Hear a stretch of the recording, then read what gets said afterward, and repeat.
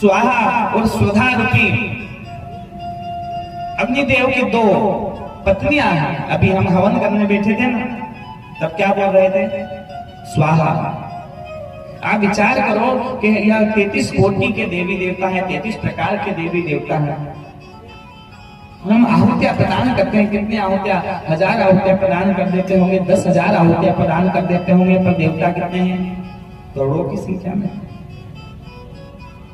क्या इतनी से आहुति प्रदान करने से वह तृप्त हो जाते होंगे, उनका पेट भर जाता होगा? नहीं ना। तो कैसे भरता होगा? कैसे वह तृप्ति को प्राप्त होंगे? तृप्ति कैसे होती है? आपने कभी घर पर भोजन किया हो, ने घर पर भोजन करके ने क्या होता है? पेट भरा जाता है ना। बहुत अच्छा भोजन बन जाए तो क्या हो जाता है? पेट भरा जाता है। कि साहब 2 रोटी खाई, 4 रोटी खाई, पेट के साथ भरेगी, पर इच्छा नहीं गई कि साहब अभी और पेट में जगह बची तो और 2-4 और खा लो, है ना। इच्छा होती है।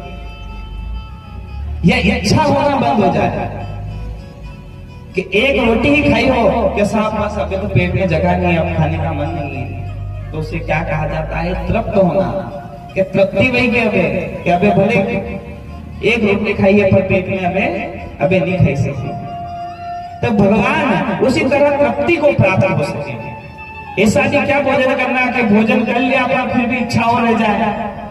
तो भोजन कैसा कि कम ही खाया हो पर क्या हो जाए? तृप्त हो जाए कि बस अब आवश्यकता नहीं है। वह कब होती है? भगवान जब इस प्रकार से आहुति प्रदान करते थे और उन्हें तृप्ति नहीं होती थी, तब स्वाहा और स्वधा नाम से 2 पत्नियां प्रदान करी अग्निदेव को। जब हम स्वाहा बोलते हैं और देवताओं के निमित्त में आहुति प्रदान करते हैं, तो वह आहुति 1000 गुना होकर भगवान विष्णु के पास में जाती है और भगवान विष्णु उसको 1000 गुना कर जिन जिन देवता के पास में वह आहुति प्रदान करते हैं, उनके पास में वह प्रदान करते हैं। और ये जो स्वधा है, जब पितरों के निमित्त में क्या करते हैं? धूप देते हैं। जो देवताओं के निमित्त में भोजन प्रदान किया जाता है उसे हविष्यान्न कहते हैं।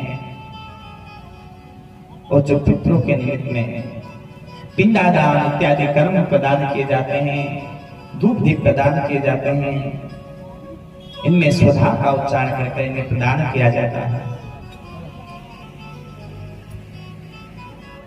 षष्ठी देवी माता मनसा देवी के बारे में कथा बताई, जिसके बारे में माता नागों की माता के बारे में हमने श्रवण करा।